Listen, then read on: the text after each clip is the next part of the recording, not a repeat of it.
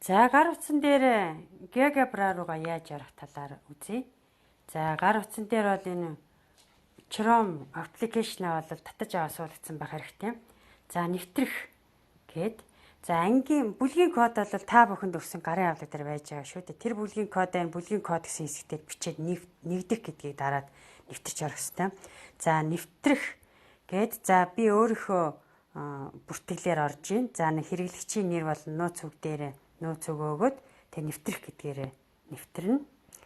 За ингээд GeoGebra маань бол нэг иймэрхүү хэлбэртэй харагдана. За нэвтэрчихсэн. За энэ дээр та бүхэн өөрсдийнхөө зургийг оруулах хэрэгтэй. Баруун дээд болонд байгаа.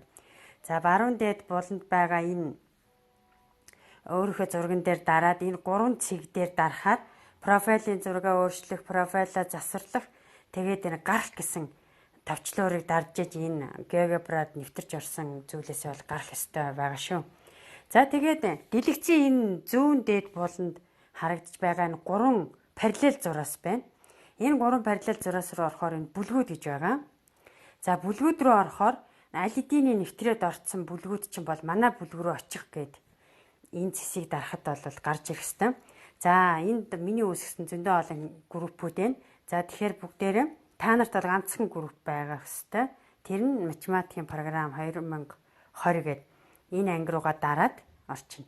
За тэгээ энэ лүгөө орохоор анги дээрх материалууд чинь ингээд харагдах боломжтой. За тэгээд дахиад энэ баруун дээд болонд энэ гурван цэгийн доотой талд байгаа гурван цэг дээр дарахаар ингээд задарч харагдана гэсэн үг. Тэгээ энэ дээр постууд нь, материалууд нь, гишүүд нь тэгээд за санал хүсэлтүүд чинь одоо та нарынхаар болно юу байна гэсэн үг. Даалгаврууд чинь энэ хэсэгт байрлана гэсэн үг шүү. Тэгээд энэгээ дараад за одоогийн байдлаар 2 даалгавар өгсөн байна. Тэгээд даалгавраа энэ дээрээ дараад гүйцэтгэх ёстой. Ийм байгаа.